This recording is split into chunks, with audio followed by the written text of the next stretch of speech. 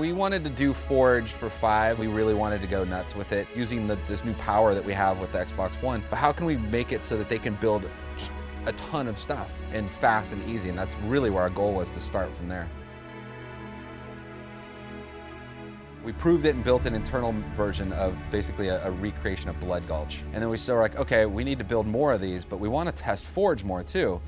So let's bring in like some of the best community members. We call them cartographers, 5 people who have been playing Forge since Forge was around to start playing with. And we have been having them make big team battle maps. These guys are spending a whole week here with us, and they're doing things that would have taken them 4 days to do in like a couple minutes now. They're going to be asking us how we're enjoying the new tool set. What can we do to make these better? What kind of DLC projects would you like? This is a completely new relationship. Really, most of the stuff that we have always been asking for is in the game now. This Forge is insane.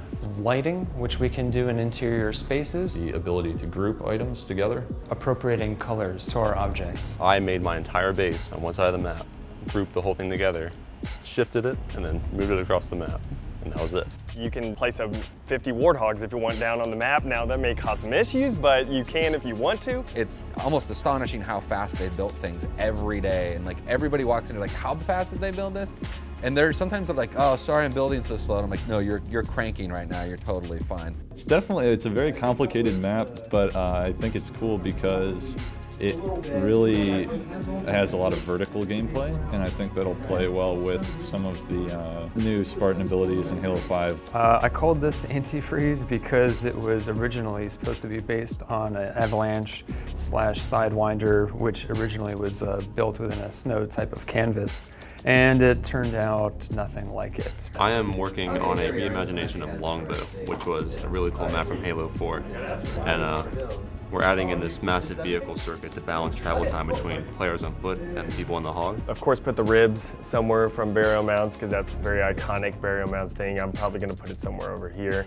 It's been very, very fast. Once we start forging, like, it's just, we're in the zone. 20 hours go past in 10 minutes. You can set it up so that the natural terrain matches a path you want. Like, you might want one of these paths to point directly to a door, you just move it over and there it is. It's a beautiful feature.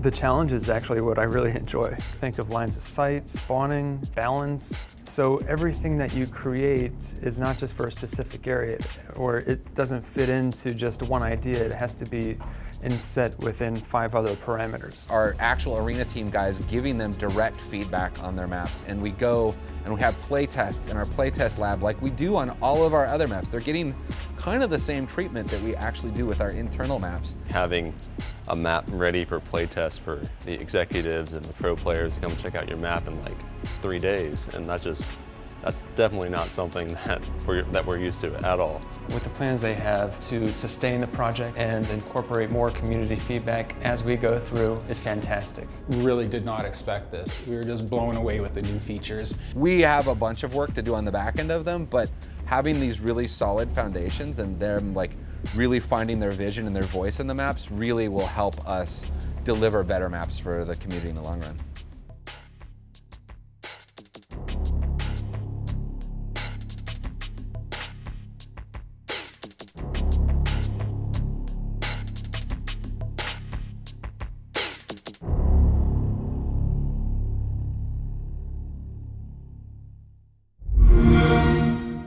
Get the Xbox One Limited Edition bundle,